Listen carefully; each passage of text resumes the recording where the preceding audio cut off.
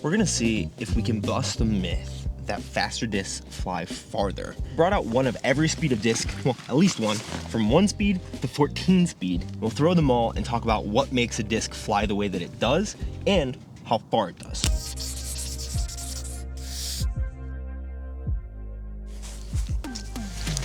The only thing we're worried about today is how far they fly, not how they fly. So I'm gonna compensate for how I know these discs are gonna fly to try to get close to a maximum flight out of them, trying to throw them all the same percentage of throw. I'm not a robot, so I'm not gonna do that, but hopefully it's close enough that we get an idea. There is a slight headwind left to right, and goal is 477 feet away. So don't think we'll be reaching that.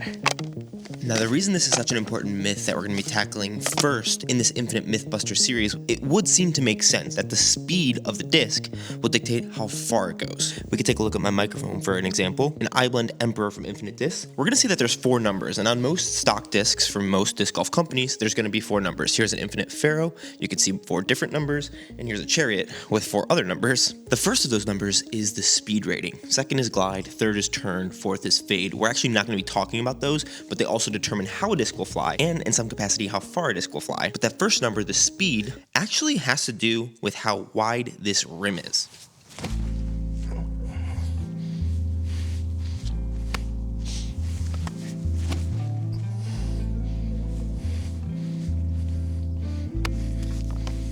Infinite Disc 2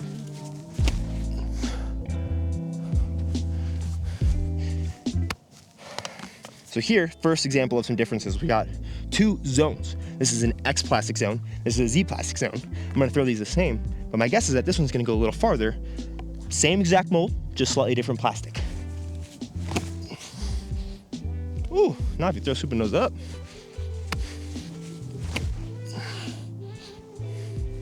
might actually be pretty similar there, eh? We'll see. When we're looking at a disc like this Chariot, this is a mid-range. It says 4-speed on here. I think it's actually a 5-speed, and that just goes to show there's no real governing body for flight numbers. So every manufacturer is going to be slightly different in how they rate flight numbers. I think they're a good starting point, and maybe flight numbers have to be their own Infinite Mythbusters video. But as a 4-speed, if we look underneath here, we can see the rim. And you see how it's kind of blunt, it's not super wide. And then we look at this one, the Pharaoh, which is a 13-speed, you can see that there's a lot more width to this rim here. I don't know if this is causative or just correlation, but if you look up any disc that is PDGA approved, you can see that there is a rim thickness on it. This is the Innova Wraith. And with the Wraith, you can see it's 21.1 centimeters.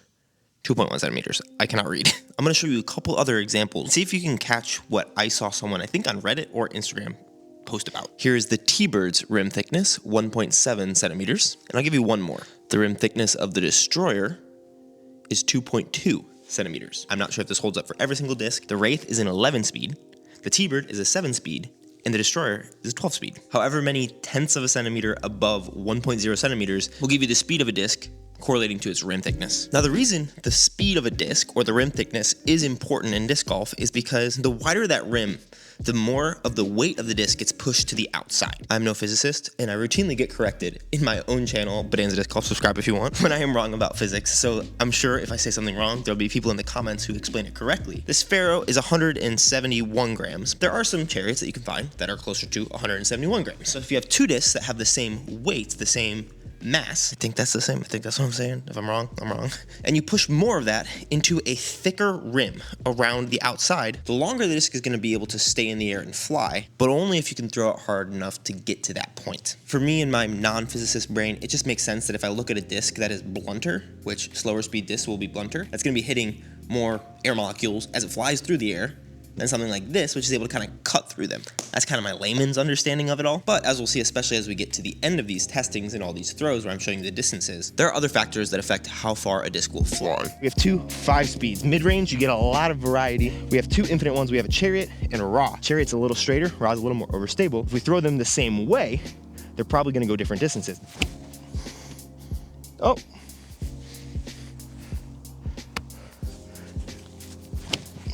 So if we throw them both on hyzer, you see the Raw really wants to get left faster. And even though they're pretty similar, it's gonna be shorter, but lefter. And sometimes that's more consistent. 6 speeds, only one I have is Gallon.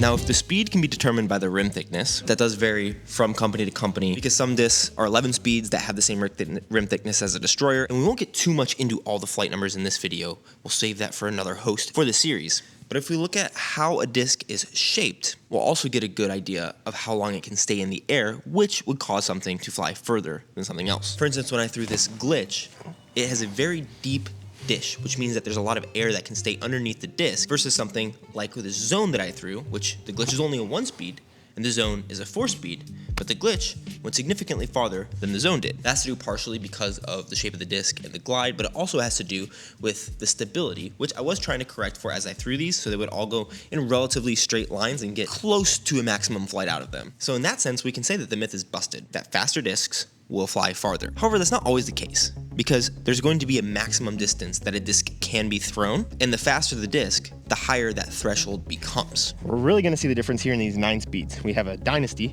and a Scepter. If we throw these both to get max distance, this Dynasty is probably a little glidier and it's gonna go farther, whereas this one just kind of wants to get to the ground as it slows down.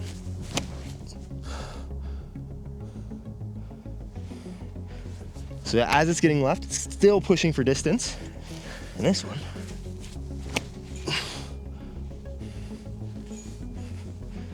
just kind of dies. One of my favorite discs, the Roman, RAR, 10 speed. Oh, laser beam on accident. Height, also a big factor on the tailwind, gotta get it higher.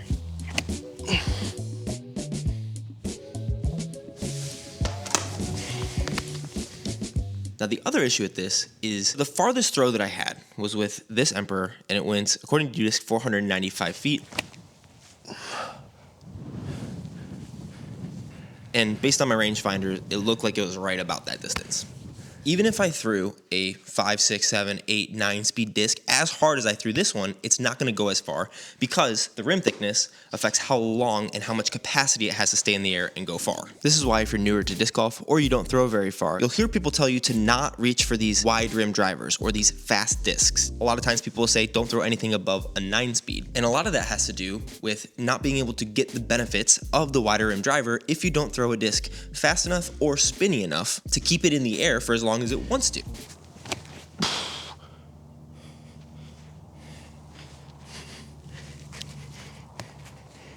And this might be one of the shorter ones, even though it's the 14 speed, because of how understable it is. Oh no.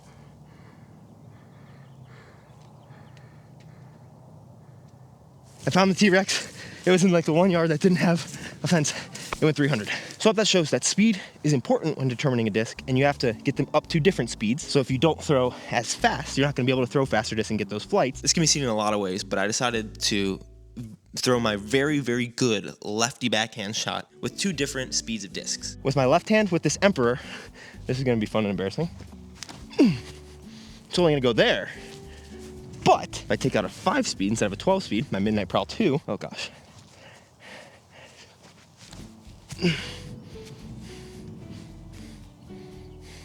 Literally almost landed on top of one another because of how close you're able to go when you throw slower. Now the biggest reason for all this is the nose angle of the disc. This would be nose down where you can't see any of the flight plate underneath it. And if you're coming this way, if you are seeing the stamp of your disc as you throw it, that means that you're throwing it nose up. And so both of those throws that I threw with my lefty backhand were very nose up. So the nose got popped up, and that means more air is gonna be hitting the bottom side of the disc, and that's gonna slow a disc down a lot. And those faster discs, like this Emperor that I have in my hand, once it gets slower than its speed rating, which I don't know if anyone knows like a perfect ratio for if you're throwing 12 speeds, you need to throw this mile per hour with this spin. But once it gets slower than how fast it wants to be thrown, and the more it kind of dumps out of the sky. Now a faster rim disc is actually going to be more affected than a slower disc. And so sometimes you're gonna be able to throw your putters or your mid-ranges as far as your fairways and your drivers. If you're interested in some more infinite myth busting, let us know what types of myths you want us to test, because this one, I can't bust, but I can also verify. Faster discs do fly farther as a whole if you can throw them harder and farther and utilize all of that. But just because a disc is faster doesn't mean that it is going to fly farther. So I guess this myth is technically busted. If you wanna check out the video that I did on this channel for last month, it's a trick shot video from the VIP Club. Check it out over there. Subscribe to this channel and my channel if you'd like. I'll see you guys soon.